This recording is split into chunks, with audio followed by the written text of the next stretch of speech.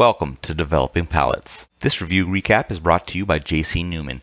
Founded in 1895 by Julius Caesar Newman, J.C. Newman Cigar Company is the oldest family-owned premium cigar maker in America.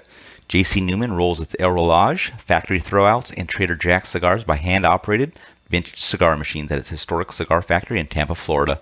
It also hand-rolls its Brick House, Perla del Mar, El Baton, and Quorum cigars at the J.C. Newman Pinza Cigar Factory in Esteli, Nicaragua. J.C. Newman's Diamond Crown, Maximus, Julius Caesar, and Black Diamond cigars are handmade at Tabacalera A Fuente in the Dominican Republic.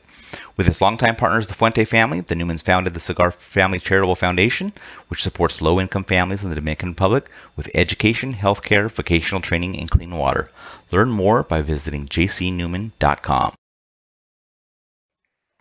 Hello, everyone. Heirloom is here from the Ventura Cigar Company studio. With me today is John McTavish. How you doing, John? Doing well. Nice sunny night, day, whatever. Yeah. We are firmly into spring, whatever you want to call it. I'm just happy for warm weather and the ability to smoke on the reg.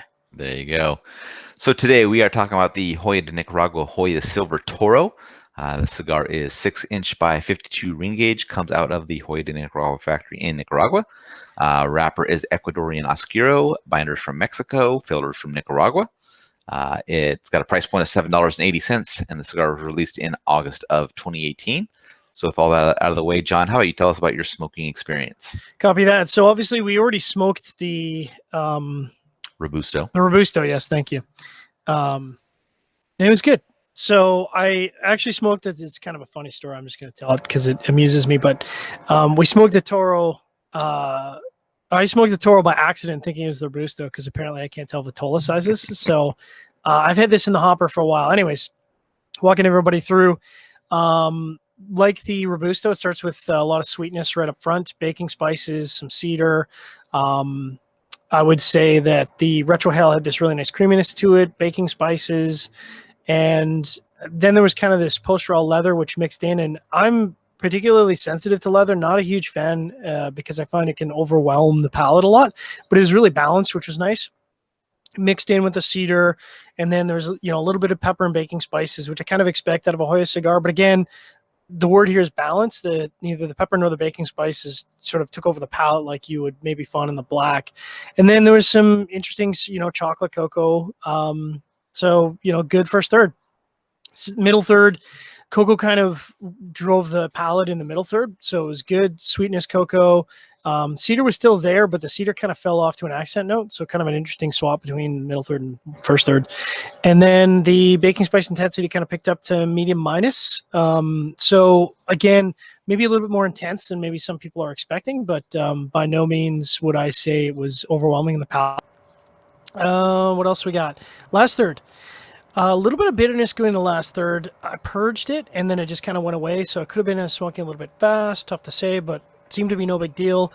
The story of the last third is some earthy notes. So baking spice kind of did what the cedar did in the second third, where it fell to the background.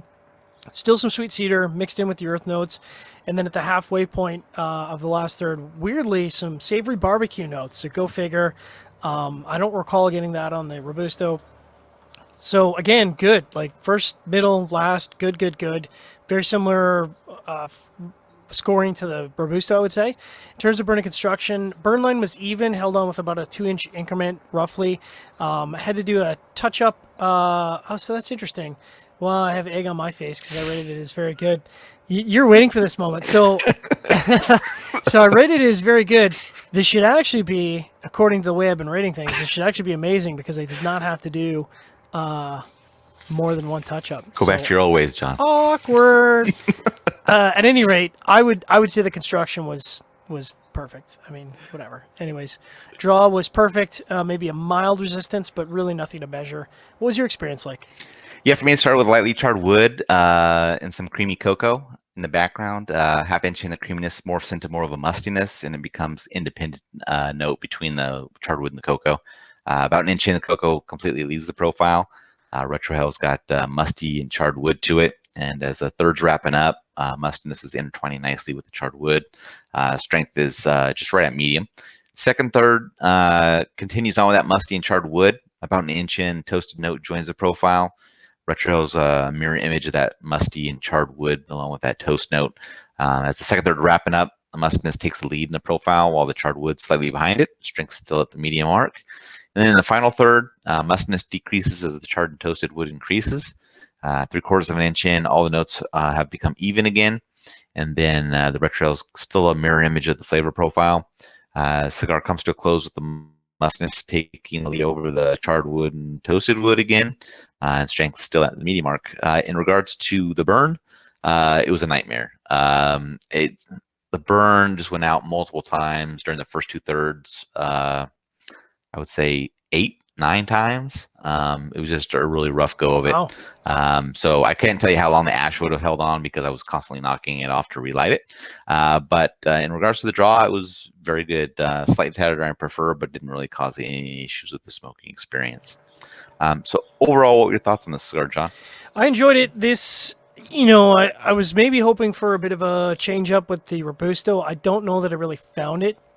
If anything, I would say maybe the baking spices / pepper was a little bit more intense in the Toro than the Robusto, but it's tough. I'd say it smoked very, very similar. So overall, it was a good experience. And again, like I said on the Robusto, I think they really hit it out of the park with the silver because it's when you try to set a cigar to meet a profile, the red being sort of the mild, the black being the full body, and the silver being the middle, to hit those 3 marks, that is a tall order. It sounds a lot easier than it is. But I think they did it. I think this kind of hits that nice medium mark. I think there's enough there on the palate to satisfy the full-bodied smokers, but it's still maybe mild enough to capture some of those I don't want to say Connecticut shade, but those milder smokers might feel comfortable moving up to this. It was medium full at times in terms of flavor, but I don't think the strength really hopped much above medium at all. I think it was consistently medium. What about you? Yeah, I thought the first serve was good, but once you start getting into the relight territory, you're going to have an effect on flavor, and then there was just too much of it to, I think, overcome that. We talked about smoking the Robusto previously. I like the Robusto quite a bit, so and I couldn't imagine that an additional inch of cigar is going to have a drastic effect on the flavor profile, so I wouldn't enjoy it as much. So I have to assume the relights were just the effect here. So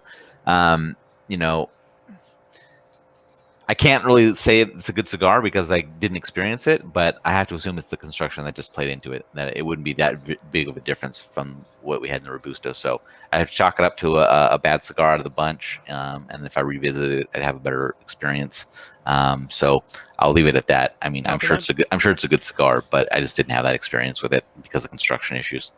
Getting into the scores, you gave it a 7.07. I gave it a 5.45. How do you think that 7.07 match up with your experience? Yeah, I think this is about a 7.25. And well, I mean, it's a cigar of the year candidate, just like the Robusto. At least it was in 2018. What's not to like? It's exactly what cigars being released in 2018, 2019 should be. They've hit all the marks. They've made a consistent, balanced cigar. Your construction issues aside, I found the construction to be flawless. I would smoke these all the time on the reg. If I went into my humidor and I wasn't sure what to smoke, this would be a no-brainer for me. Yep. Yeah, my 545 matches up with my experience. It was a good cigar until the poor burn just took over, and it really just degraded the cigar. So you just have to take that into consideration for what it is. John's experience far more in line with what we had with the Robusto. So I would only imagine that this was what this cigar would be meant to be and would be the majority of the time. So winner, chicken dinner. That's it. Yep. Any other final thoughts from you in this cigar? No. Other than we'll see if Hoya's got anything in store for IPCPR 2019. I hope they do, because I would be after the Cinco de Caras and the Joya Silver. Boy, you got to bring your A game, because that's some tall order to match up to. Exactly. Good luck. All right, if you're just catching this video on YouTube, be sure to subscribe to us. We'll also check out the full written review on the website, developingpalates.com. Follow us on all the social media channels, and you can catch all of our review recaps on podcasts. So iTunes, Google Play, and Podbean. Thank you for tuning in. We'll catch you on the next one.